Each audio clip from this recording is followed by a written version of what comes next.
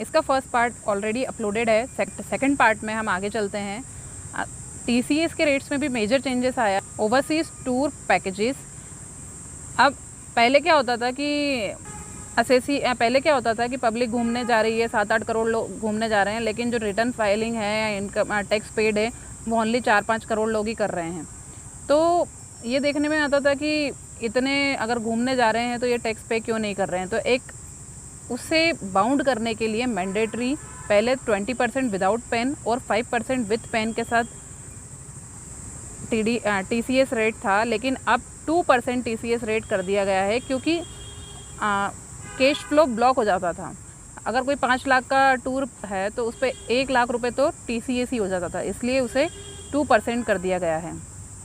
Medical treatment के लिए भी 5% से पहले 5% था, अब उसे कम करके 2% कर दिया गया है। Foreign education medical treatment abroad, अगर अब्रॉड में मेडिकल ट्रीटमेंट होता है और 10 लाख से ज़्यादा रेमिटेंस करते हैं तो पहले ये रेट 5% थी, लेकिन अभी 2% कर दी गई है। फॉरेन एजुकेशन, इसका पहले जो रेट था वो भी 5% था, लेकिन अब उसे 2% कर दिया गया है। और अगर कोई अदर फॉरेन रेमिटेंस है तो 7 लाख पर ईयर तक तो ज़ीरो पहले भी था, 7 to 10 लाख तक TCS ज़ीरो है, ये पहले भी था, और अबाउट 10 लाख 2% TCS रेट हो चुका है। अगर फॉरेन इन्वेस्टमेंट होता है, जैसे टेस्ला का शेयर है या किसी शेयर्स में हम फॉरेन में इन्वेस्टमेंट करते हैं, तो उस पर फ्लैट TCS रेट जो है वो 20% है। और ये जो TCS है ये हमें हमारा जो टैक्स है उसमें हम एडजस्ट कर सकते हैं। हम जब रिटर्न फाइल करेंगे उस टाइम पे हम इसे एडजस्ट कर पाएंगे। ITR फाइलिंग टाइमलाइन ये भी चेंज हो चुकी है। सैलरीड के लिए ITR 1 या 2 में अगर कोई इनकम है तो वो सेम टाइम पे 31 जुलाई उसकी लास्ट डेट है, और लेट फी जो भी रहेगी वो 1000, 5000, अगर 5 लाख तक इनकम है और अबाव 5 लाख इनकम है तो 5000। ITR 3 और 4 के लिए डेट एक्सटेंड हुई है, 31 अगस्त 2026 हो गई है, और ITR रिवाइज्ड की डेट जो थी 31 दिसंबर थी, इसे भी बढ़ाकर 31 मार्च कर दिया गया है। ऑडिट की नीड किसे है? अगर 1 करोड़ से ज़्यादा बिजनेस का टर्नओवर है तब ऑडिट होगी। अगर 50 लाख से ज़्यादा टर्नओवर है लेकिन प्रॉफिट जो दिखा रहे हैं 8% से कम दिखा रहे हैं, प्रिजम्पटिव टैक्सेशन हम नहीं ले रहे हैं, तब ऑडिट मैंडेटरी है। और प्रोफेशनल इनकम अगर 50 लाख के अबाव है लेकिन प्रॉफिट 50% से कम है, 44 ADA में हम इनकम नहीं शो कर रहे हैं, तब ऑडिट मैंडेटरी है। अब सबसे मेजर चेंज जो आया है, पहले डिस्क्रिशनरी था कि ऑडिट में पेनल्टी देनी है या नहीं देनी है, ये AO डिसाइड करता था, लेकिन अब मैंडेटरी पेनल्टी है।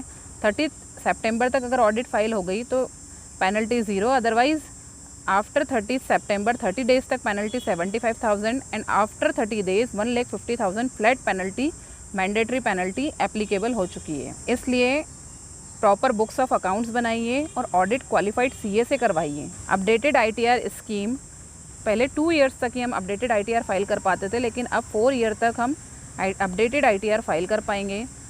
इसमें जो पेनल्टी है उसका अलग अलग क्राइटेरिया है कि कितने ईयर्स में कितनी पेनल्टी अप्लाई होगी। GST रजिस्ट्रेशन की लिमिट्स, गुड्स ट्रेडिंग के केस में 40 लाख स्टैंडर्ड लिमिट है, सर्विस के केस में 20 लाख स्टैंडर्ड लिमिट है, और अगर गुड्स एंड सर्विस दोनों है तो जो कम वाली लिमिट है 20 लाख वो एप्लीकेबल होगी। स्पेशल कैटेगरी स्टेट्स में लोअर लिमिट है, गुड्स के केस में 20 लाख एंड सर्विस के केस में 10 लाख, जो अरुणाचल प्रदेश, आसाम, मणिपुर, मेघालय, मिजोरम, नागालैंड, सिक्किम, त्रिपुरा, हिमाचल प्रदेश, उत्तराखंड में। और जैसे ही हमारी लिमिट क्रॉस होती है या फिर इंटर स्टेट सप्लाई होती है तो हमें GST रजिस्ट्रेशन मैंडेटरी हो जाएगा। इमीडिएट एक्शन हमें किस चीज़ पर लेना है? हमें अपडेट KYC को हमें अपडेट रखना है, पैन आधार को लिंक करना है और सिबिल स्कोर को वेरीफाई करना है। इसके बाद जून जुलाई में हमें क्या देखना है? AIS TIS हमें वेरीफाई करना है। Form 130, 131 receive from employer bank, ये हमें देखना है। फॉर्म 26A जो न्यू फॉर्म है 168, हमें वो रिकंसाइल करना है। न्यू नंबर्स जो फॉर्म आए हैं वो हमें लर्न करना है। डिजिटल रिकॉर्ड्स हमें मेंटेन करना है। CA से हमें कंसल्ट करना है, क्योंकि प्रॉपर नॉलेज और आपको डायरेक्शन जो भी दे पाएंगे वो प्रॉपर क्वालिफाइड CA आपको बेहतर बता पाएंगे कि आपको क्या करना है और क्या नहीं करना है। होप करती हूँ इस वीडियो में आपने बहुत कुछ सीखा होगा, आपके काम आया होगा। हो तो प्लीज़ इस वीडियो को लाइक करें, चैनल को सब्सक्राइब करें और शेयर कर, किसी और SSC के लिए भी ये वीडियो काम आ सके। और तो अगर आपको किसी भी चीज़ में कोई क्वेरी है तो कमेंट में ज़रूर पूछें। Thank you.